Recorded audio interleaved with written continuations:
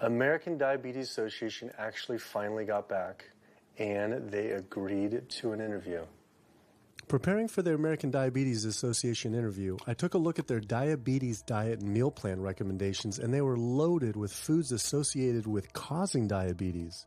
How could they expect people not to get diabetes if this was the food they were recommending? And then I saw multiple peer-reviewed studies published on the National Institute of Health website showing that a low-fat, plant-based diet was more than twice as powerful at controlling and even reversing diabetes than the ADA recommended diet that included meat and dairy. Well, the mission of the American Diabetes Association is to identify a prevention and a cure for diabetes, but in the meantime, to improve the lives of all people who are affected by diabetes. And what's the best way to prevent this? For type 2 diabetes, it's unclear. We can't prevent type 2 diabetes in everybody. When we were doing the research, we came across a lot of studies that said that you actually could potentially cure or reverse diabetes with a purely plant-based diet. I don't believe there's sufficient evidence to demonstrate that.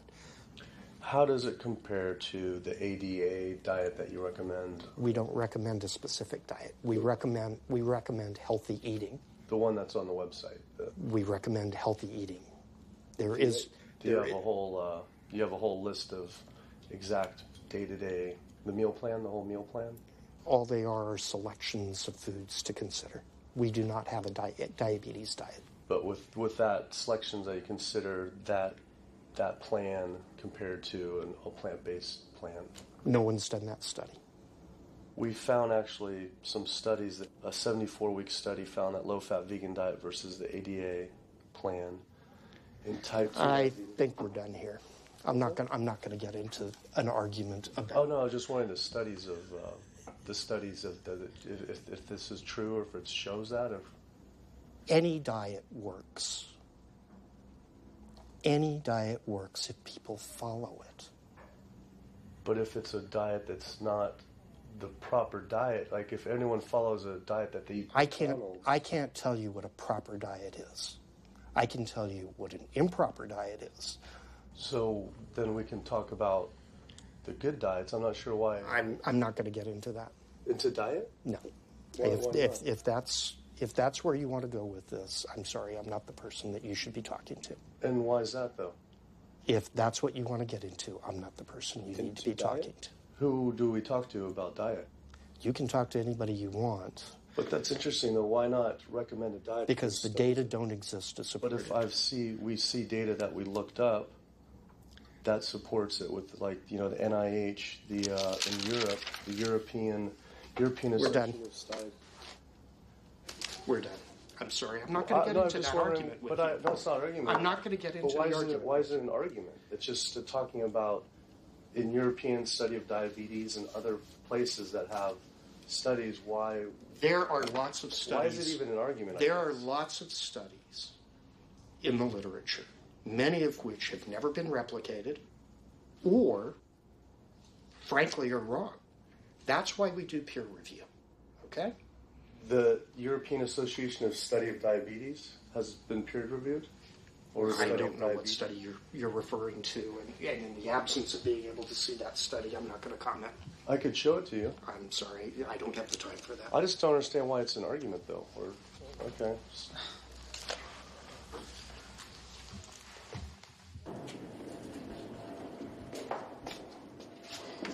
That was interesting. What he wanted to talk about was people living longer with diabetes. But once you mention eliminating diabetes or prevention, whoa, now you cross the line. Prevention and cure, whoa, let's not go there.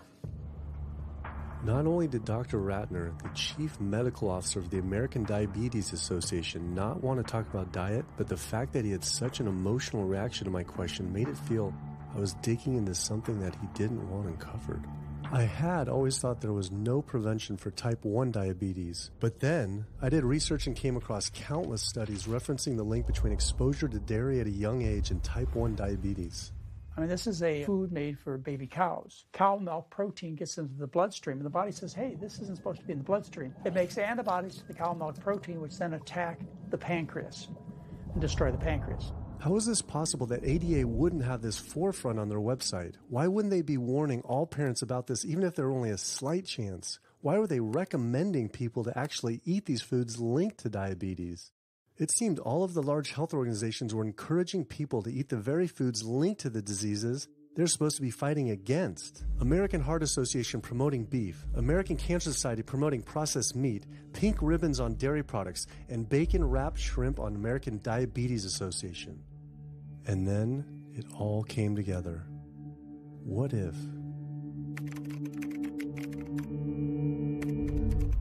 And there it was. The American Diabetes Association was taking money from Dannon, one of the world's largest dairy yogurt producers, Kraft Foods, makers of Velveeta processed cheese, Oscar Mayer processed meats, Lunchables processed kids meals, and Bumblebee Foods, makers of processed canned meats. American Cancer Society was taking money from Tyson, one of the world's largest meat producers, and Yum Brand, owner of Pizza Hut, KFC, and Taco Bell. Susan G. Komen was supposed to be fighting breast cancer, was corporate partnering with KFC, Dietz Watson Processed Meats, and Yoplait Yogurt. And the American Heart Association was probably the most disturbing of all, taking hundreds of thousands of dollars from the beef industry, poultry, and dairy producers, and millions from fast food and processed food manufacturers. Every single one of these organizations was taking money from meat and dairy companies that are associated with the causes of these diseases. This would be like the American Lung Association taking money from the tobacco industry. I was sick of not getting answers. So I went to the headquarters of these organizations myself. We have to speak to someone in person. There's millions of people dying from the foods that they're recommending people to eat. I wanted to find out why Susan G. Komen had accepted $35 million from Yoplait when their products can increase a woman's chance of dying from breast cancer 49%. And ask American Cancer Society if taking money from KFC and Tyson was the reason they promote eating meat. But every one of these organizations declined to be interviewed. What's really sad is that we cannot trust information from these leading health organizations like the American Heart Association, the American Diabetes Association, because they are taking money from the very industries who are causing the problems that they're, supposed to be helping to prevent. So that makes the truth something that you are not going to be hearing, as far as nutrition goes, from these organizations. Well, that would be the end of their funding, that would be the end of their jobs, that would be lawsuits, they would bring the entire catastrophe down upon their heads, and they would essentially disappear as organizations. This one time I got invited to a charity fundraiser for the American Diabetes Association. And I showed up, and they had a whole buffet, and it was all just animal products. I remember like a big thing of barbecue chicken. And I was like, I stormed out. I said, like, serving chicken at a diabetes event is like serving alcohol at an AA meeting. It just doesn't make sense. We had scheduled to film an interview with a prominent surgeon, but before we could get inside the building, the hospital's media relations manager stopped us. Actually, I understand that Dr. said that you could film here today, but unfortunately that's not going to be able to happen. I know that he advocates for patients changing their diets, but the hospital makes money off these surgeries, and the reality is he does too. So we can't do anything that's going to negatively impact the hospital, so unfortunately you're not going to be able to film here today. I was sickened by how open she was about the hospital being more interested in profits than people's health. But it wasn't just this hospital or these organizations. Even the U.S. government is involved too. Every 5 years, the U.S. Department of Agriculture creates dietary guidelines for Americans. The committee who writes these guidelines has been made up of individuals who have received money from McDonald's, the National Dairy Council, the American Meat Institute, the National Dairy Board, the National Livestock and Meat Board, the American Egg Board, Dannon, candy and sugar companies, Coca-Cola, and Anheuser, just to name a few, which means we are getting our dietary recommendations from the very industries that are killing us. And when the USDA, makes a pyramid or a power plate every 5 years for the American public, they're going to guarantee that on that plate are going to be foods which, when consumed, will result and millions of Americans perishing. The USDA, which is supposed to be protecting us, has two missions. It's supposed to protect us, and it's supposed to protect the producer. And guess what? When those two come head to head, they usually choose the producer. In internal documents uncovered by Dr. Greger, the USDA admitted that eggs cannot legally be called nutritious, low-fat, part of a balanced diet, low-calorie, healthful, healthy, can't say it's good for you, or even safe. Yet they still promote these products to the American people through federal checkoff programs.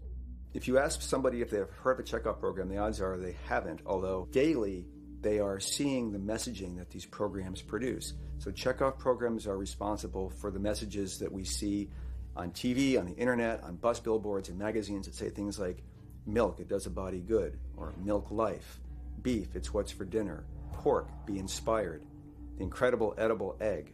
The dairy checkoff program gave $12 million to Domino's to just market cheese-heavy products. And this is the USDA, this is the government. If you've seen those ads for the Pizza Hut pizza, the stuffed crust, or a pound of cheese, those are all government advertising schemes for the industry. How can we put more cheese on beef? How can we put more milk in a coffee? Things like that to just drive consumption of these just unbelievably unhealthful products. So McDonald's, for instance, has 6 people staffed full-time, according to records we found, whose salaries are paid for by this government program, but funded by the producers who are regulated by it. And these 6 people sit there at McDonald's headquarters and just come up with ideas. Triple cheese decker McCheese muffin stuffed bacon cheese slider? With extra cheese? No. Yes. You don't think of it on a day-to-day basis that these are government programs. The Wendy's bacon double cheeseburger, government program. The steak fajita at Dunkin' Donuts, government program. You would just never think that this just pure garbage from a food standpoint is coming from a federally funded program. That's one of the things that makes checkoffs so incredibly creepy, is that it is our government telling us, eat more beef, drink more milk, eat more cheese, eat more pork. One of the very effective ways that the dairy industry promotes its products is to reach children, because kids are impressionable, they're going to be consumers for their entire lives, and you might as well get them while they're young. So dairy spends at least $50 million promoting its products in public schools throughout the country with posters with people with milk mustaches and messages like, milk, it does a body good, or milk life. Targeting young people, right? The tobacco industry had to keep replacing their customers who are dying with new customers. The meat industry knows they have to target young people. That's why we have these foods in schools and marketing messages at a younger and younger age for kids to get hooked on all the wrong kinds of foods. So there's all kinds of parallels. School districts where processed meats are all over the place. Maybe it's going to be bacon on the menu, sausage, hot dogs, or pepperoni pizza. Any of those things are processed meats, and those are pretty much the worst of the worst with a direct link to colon cancer. And yet you have every day in the schools meal items with processed meats. If the Surgeon General puts warning labels on tobacco because of their cancer risk, why aren't the same warning labels on meat? Based on the publicly available data, we know they spend at least $557 million promoting their goods through checkoff programs. We know that they spend at least $138 million lobbying Congress. We expect that they spend a good deal more than that in figures that simply aren't publicly disclosed. The industry's lobbying power is so strong that they can create laws and push through legislation that doesn't benefit Americans in any way, such as ag-gag laws that criminalize whistleblowing or photographing abuses by this industry. Activists in the U.S. can be charged as terrorists for disrupting the profits of any business that uses animals under the Animal Enterprise Terrorism Act, to the even more ridiculous ones like cheeseburger laws. A cheeseburger law is a law that says a plaintiff cannot recover against a manufacturer, distributor, or retailer on the theory that the food made the plaintiff obese or caused an obesity-related disease. Cheeseburger laws are a direct response to a problem that the tobacco industry has had. Big Tobacco has paid $400 billion to state Medicaid programs. Cheeseburger laws proponents say, we don't want to see the same kind of thing happen to the meat and dairy industries. The fact that these laws are based on a model template called the Common Sense Consumption Act is actually ironic, because what they're saying is you, the consumer, should have the common sense to know that our food is bad for you. I've often typified the meat industry to people who maybe don't understand its power and reach as it's got all the money of big tobacco and big pharma, and it has the personality of the National Rifle Association. So any little thing that comes up, man, they beat it to death.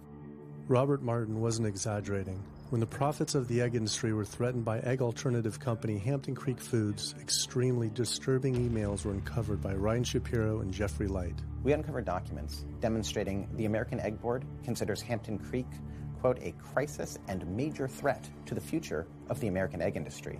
The American Egg Board considers a successful egg replacer company to be such a threat that they joke on their government email addresses about murdering the CEO.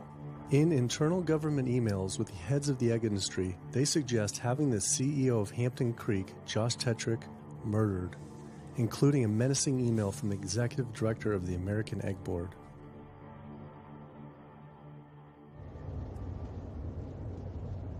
The meat producers don't have to pay for the heart disease or the environmental destruction or any of the other externalities, as economists call them, that their products cause. You know, then there's the whole pharmaceutical aspect of it, and the fact that there's a very strong pharmaceutical industry and lobby that has a huge stake in preserving the status quo. And these chronic diseases, these are the cash cows of the pharmaceutical industry. You have a $5 billion stent industry. Do they ever want to see that go away? We've got a $35 billion statin drug industry. Do they ever want to see that go away? I'm talking about the pharmaceutical industry effectively controls what doctors are told. Most research isn't put into prevention. It's put into the medication that we might use for that particular disease.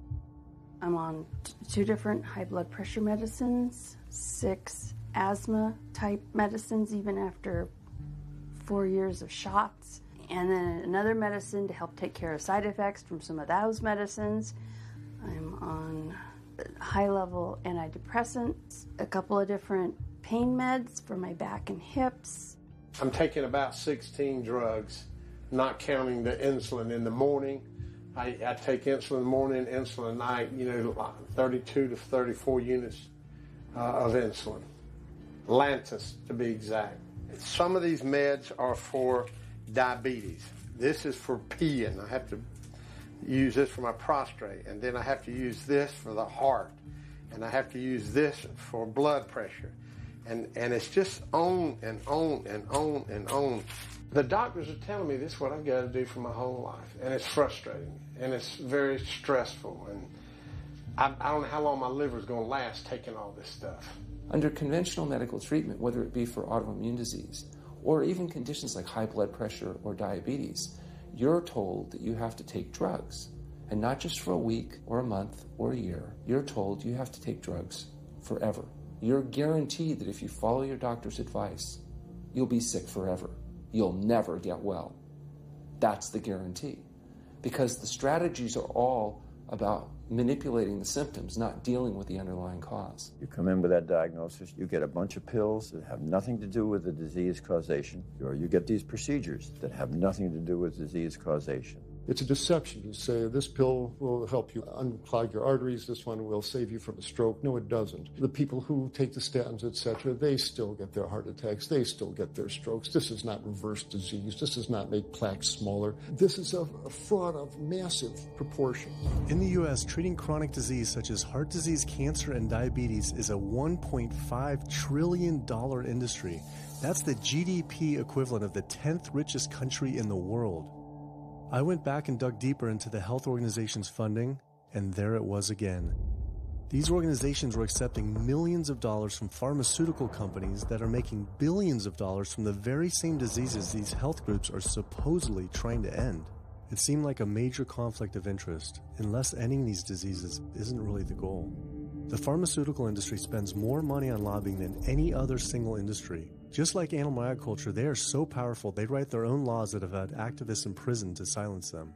Government's in bed with anyone that gives them the most money, which is the pharmaceutical industry, which is the animal ag industries. Like, they are pumping the government full of money and resources, and in return the government's giving them what they want: subsidies, imprisoning activists that go against them. And I think it's quite telling that these industries are working so hard and spending so much money to criminalize people for simply taking a picture, for simply recording what's going on inside of these facilities and making it known to the public. They're behind walls.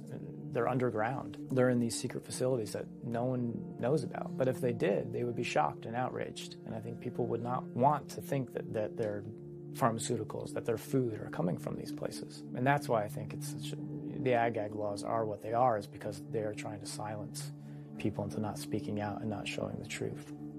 I finally realized how deep the collusion truly is between government and these industries, and how dangerous it could be to expose them. These concerns intensified after meeting the USDA whistleblower who revealed mad cow disease in the U.S. meat supply. USDA operates like the military. So when I got on TV and that, right away USDA sent out memos to all the veterinarians and food inspectors. If anybody from the media ever contacts you, do not talk to them. Refer them to Washington, D.C., and we will talk to them. So right away, shut up everybody. American public should be very concerned about this, what's going on with USDA. Here in the United States, we have at least 4 cases of mad cow disease, but I'm almost positive there's more cases than that, but the government isn't looking for it. So what you're saying is that there could be already mad cow disease in humans. Right, and I think a lot of it was misdiagnosed. With the Alzheimer's or dementia, it takes several years, you see the progression, but to make it easier, these doctors just sign off on it as dementia or Alzheimer's without actually taking a biopsy of the brain to see if it's that, or is it actually a prion disease like Creutzfeldt-Jakob disease or mad cow disease. Do you think it's safe to eat meat? I personally don't think it's safe to eat it because of the fact how the line speeds are increasing and also our inspectors are not well trained enough. At the present time, the line speed now is going about 220 cows an hour. That gives you about somewhere around 4 cows per minute, so that's 15 seconds per cow. These dangerous slaughter speeds means that animal waste ends up everywhere. Testing shows 88% of pork chops are contaminated with fecal bacteria, 90% of ground beef, and 95% of chicken breast sampled contain animal waste bacteria. There is nothing clean about eating this way. But it just isn't waste, it's also pus-filled infections. You can see there's a bump or some kind of abscess underneath the hide. Most of the time when the hide's pulled off, either that will open up the abscess and the pus will come out, or if it's deep-seated, when the inspectors are doing their work or the company employees, they might stick their knife into an abscess and it explodes all over the place. I had heard enough. I was utterly disgusted by the corruption, the greed, the disease, and the abuse I was learning about. The very animals we were killing us and the planet. But so many people eat meat and dairy every day of their lives. And we are so concerned about getting enough protein. Do we have to eat meat to get complete protein? Oh my God. You want me to jump off this building, don't you? Well, first of all protein is made by plants. I'll state that again for the record. All protein is initially made by plants. All of it. And it is not necessary to eat animal tissue in order to get protein. Only plants have the ability to actually take nitrogen from the air, break those molecules apart, and incorporate that nitrogen into amino acids and then make protein. Any protein you get from an animal is simply recycled plant protein. If you ate a diet that was calorically adequate, and even things like brown rice and broccoli, and you got enough of it, you'd get enough both quantity and quality of protein. 2,000 calories of brown rice and broccoli is going to be about 80 grams of protein a day, including the essential amino acids that you need in order to maintain optimum health. I mean, grains are loaded with protein. Beans are loaded with protein. Vegetables are loaded with protein. You really want to get your protein from plants because plant proteins have a much more beneficial effect on our physiology. The funny thing about protein is most Americans get about twice the amount they need. Most Americans get less than half the amount of fiber they need. But the conversation tends to always be about protein. So in my mind, it's just this magical marketing campaign that protein has taken on over the decades. The question is not where do you get your protein, it's where do you get your fiber?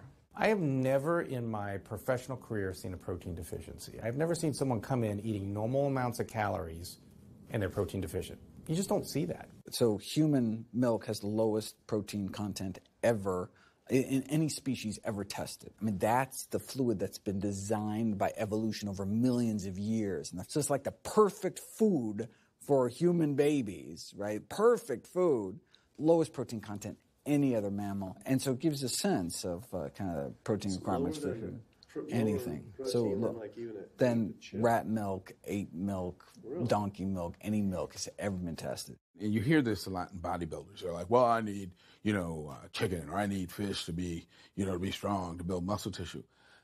That is utter nonsense. The largest, strongest terrestrial animals on the planet are all herbivores. The biggest, strongest animals are all herbivores. When we bring in people and they're on meaty diets and we transition them to a plant-based diet, we always track what they're eating. Their vitamin intake goes up. Their nutrition overall goes up, dramatically better. And these same people might worry in advance, will I get the nutrition that I need on a plant-based diet? The fact is, you're not getting the nutrition you need on a meat-based diet, and you're going to get dramatically better nutrition on a plant-based diet.